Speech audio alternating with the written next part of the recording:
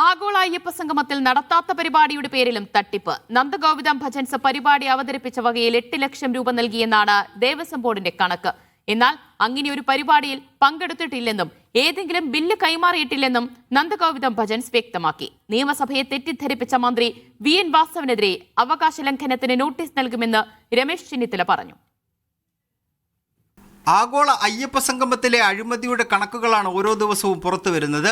നന്ദഗോവിന്ദം ഭജൻസിന് 8 ലക്ഷം രൂപ നൽകിയെന്നാണ് ദേവസ്വം ബോർഡ് കണക്ക്.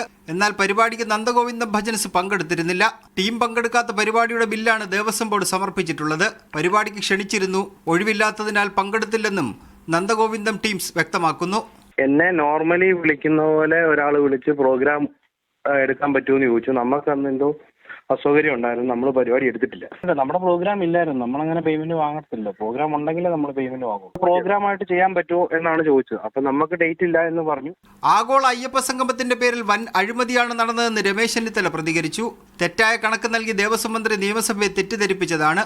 അവകാശ ലംഘനത്തിന് VN വാസവനെതിരെ കത്ത് നൽകുമെന്നും ചെന്നിത്തല പറഞ്ഞു. സർക്കാരിന്റെ അല്ലെങ്കിൽ ദേവസ്വം ബോർഡിന്റെ പണം ഇങ്ങനെ ദൂർത്തടിക്കാൻ ആരാണ് ഇവർക്ക് അധികാരം കൊടുത്തത്?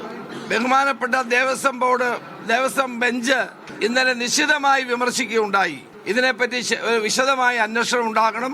അതേസമയം കണക്കിൽ അവ്യക്തത തുടരുന്നതിനിടെ വിശദീകരണവുമായി മുൻ ദേവസ്വം പ്രസിഡന്റ് PS പ്രശാന്ത് രംഗത്തെത്തി. അയ്യപ്പ സംഗമത്തിന് ഇതുവരെ ചെലവഴിച്ചത് 3 കോടി രൂപ മാത്രമാണ്. സ്പോൺസർഷിപ്പ് കിട്ടിയ മുറയ്ക്ക് 3 കോടി രൂപ തിരിച്ചടച്ചിട്ടുണ്ട്. 1 രൂപ പോലും ഇതിൽ കൂടുതൽ ദേവസ്വം ബോർഡ് ചെലവഴിച്ചിട്ടില്ല. ഇപ്പോൾ പുറത്തു വന്നിരിക്കുന്ന റിപ്പോർട്ട് എന്തിന്റെ അടിസ്ഥാനത്തിലാണെന്ന് അന്വേഷിക്കണമെന്നും PS പ്രശാന്ത് ആവശ്യപ്പെട്ടു. മീഡിയ 1 തിരുവനന്തപുരം.